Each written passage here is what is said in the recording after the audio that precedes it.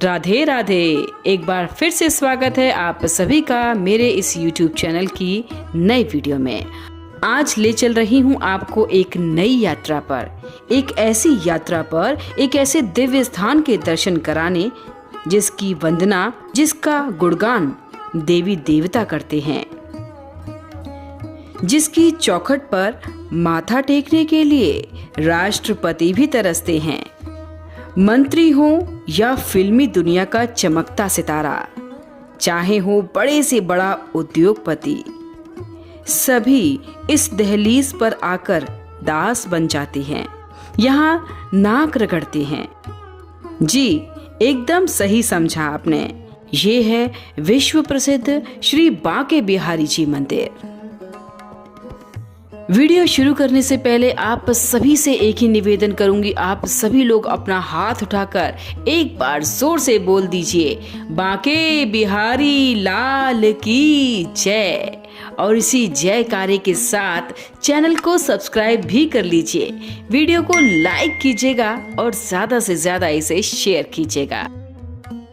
आज की इस वीडियो में हम जानेंगे बांके बिहारी मंदिर से जुड़े कुछ ऐसे रहस्य जिनके बारे में यहाँ रोज दर्शन करने वाले दर्शनार्थियों को भी शायद नहीं पता होगा। यदि आप भी यहाँ पर दर्शन करने आ चुके हैं तो आपने इन सभी बातों पर गौर नहीं किया होगा। जी हाँ, ये मंदिर रहस्यों से भरा हुआ है। यहाँ के अद्भुत भाव आपको भी भाव विभोर कर देंगे। तो चलिए भावों के इस सागर को समझने की कोशिश करते हैं। बांके बिहारी मंदिर की इस प्रतिमा को यदि आप ध्यान से देखेंगे तो यहाँ आपको सिर्फ कृष्ण जी के दर्शन नहीं होंगे, बल्कि साथ दर्शन होंगे उनकी आह्लादनी शक्ति, उनकी शक्ति स्वरूपा श्री राधा रानी के भी। जी हाँ, भगवान बांके बिहारी का ये विग्रह राधा और कृष्ण के मिलन की मूर्ति है, जिसका दर्शन आप कर सकते हैं। क्या आपका ध्यान इस पर कभी गया? बात करते हैं दूसरे आश्चर्यजनक बात की। बांके बिहारी जी मंदिर की इस विग्रह यानी इस मूर्ति का आविर्भाव कैसे हुआ, ये भी एक बहुत ही आश्चर्य की बात है। संत शिरोमणि स्वामी श्री हरिदास जी ने अपने संगीत के माध्यम से बांके बिहारी जी की इस मूर्ति को प्रकट किया था। और जब राधा और कृष्ण एक साथ प्रकट हुए तो हरिदास जी ने कहा कि ठाकुर जी, मेरी तो अवस्था हो चली है, मैं आप दोनों की सेवा कैसे करूंगा। तब राधा और कृष्ण एक ही मूर्ति में समा गए और इस तरह से उनकी सेवा लगातार चलती रही। आप लोग बांके बिहारी के जयकारे तो लगाते हैं, लेकिन क्या आपको पता है बांके बिहारी का मतलब क्या होता है? बांके यानी कि त्रिभंगी, त्रिभंगी यानी कि जिसके 3 अंग टेढ़े हों। जी हाँ, हमारे बांके बिहारी लाल को यदि आप मुख से लेकर चरण तक देखेंगे ध्यान से तो उनका मुख भी टेढ़ा है, उनकी कमर भी टेढ़ी है, साथ ही टेढ़े हैं उनके पैर। वो जिस मुद्रा में खड़े हैं उस मुद्रा को कहते हैं त्रिभंगी। और बिहारी का मतलब तो होता है विहार करने वाले, सदैव आनंद में रहने वाले और सभी को आनंदित कर देने वाले। तो इस तरह से इन्हें कहा जाता है बांके बिहारी। तो एक बार जोर से बोल दीजिए, बांके बिहारी लाल की जय। स्वामी हरिदास जी का भाव ये था कि हमारे बांके बिहारी बाल स्वरूप हैं, इसलिए हमें उन्हें कष्ट नहीं देना चाहिए। प्रातःकाल ठाकुर जी को जल्दी नहीं जगाना चाहिए।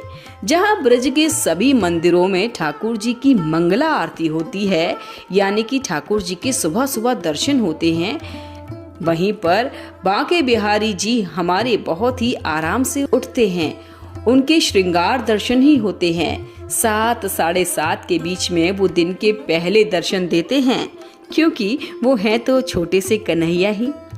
दूसरा भाव ये है कि हमारे ठाकुर जी के हाथ बहुत ही सुकोमल है, इसलिए उनको बंसी धारण नहीं कराई जाती कि कहीं हमारे ठाकुर जी के हाथ बांसुरी को पकड़े पकड़े थक न जाए। यही भाव है यहाँ का ठाकुर जी के दर्शन करने का, क्योंकि वो भले ही पूरे विश्व के पालनहार हों, लेकिन ब्रज में तो वो हमारे बाल स्वरूप कन्हैया ही हैं। आपने एक बात तो गौर जरूर की होगी, बांके बिहारी मंदिर के जब भी आप दर्शन करते हैं तो बार बार पर्दा आकर आपको डिस्टर्ब करता है और ठाकुर जी के दर्शन करने नहीं देता। तो जी इसके पीछे भी दो भाव हैं, तो ध्यान से जरा सुनिएगा। पहला भाव तो ये कहता है कि ठाकुर जी की नजर अगर किसी भक्त से मिल गई तो वो उनके पीछे पीछे चले जाएंगे, क्योंकि वो तो अपने भक्त को बहुत ही प्यार करते हैं। और दूसरा भाव मैं आपको गाने के माध्यम से बताती हूँ। मेरे बांके बिहारी लाल, तू इतना ना करियो श्रृंगार, नजर तो है लग जाएगी। जी हाँ, हमारे ठाकुर जी को कहीं नजर न लग जाए, इसलिए बार बार पर्दे को लगाया हटाया जाता है, जिससे कि एक टक भक्त उन्हें देख ना पाए। अब बात करते हैं ऐसे दर्शनों की जो साल में सिर्फ एक बार ही होते हैं। अगर आप उन दर्शनों को करना चाहते हैं तो आपको साल भर का इंतजार करना पड़ेगा। तो कौन कौन से हैं वो दर्शन? शरद पूर्णिमा, जब ठाकुर जी सफेद वस्त्रों और श्रृंगार में अपने भक्तों को दर्शन देते हैं। दूसरा, अक्षय तृतीया, जब ठाकुर जी के चरण दर्शन आप कर सकते हैं। बाकी समय उनके वस्त्रों के पीछे उनके चरण को छुपा दिया जाता है। तीसरा, हरियाली तीज, जब ठाकुर जी स्वर्ण हिंडोले में दर्शन देते हैं। हिंडोला यानी कि झूला। जन्माष्टमी के दर्शन, जन्माष्टमी के दिन साल भर में एक बार, मतलब जन्माष्टमी की रात्रि साल भर में एक बार मंगला के दर्शन होते हैं ठाकुर जी के, और वो भी होते हैं रात 12 बजे के बाद, यानी कि उनके जन्म के बाद। तो अगर आप ये दर्शन करना चाहते हैं तो साल में एक बार आइए, लेकिन याद रखिए आपको भीड़ का सामना भी जरूर करना पड़ेगा।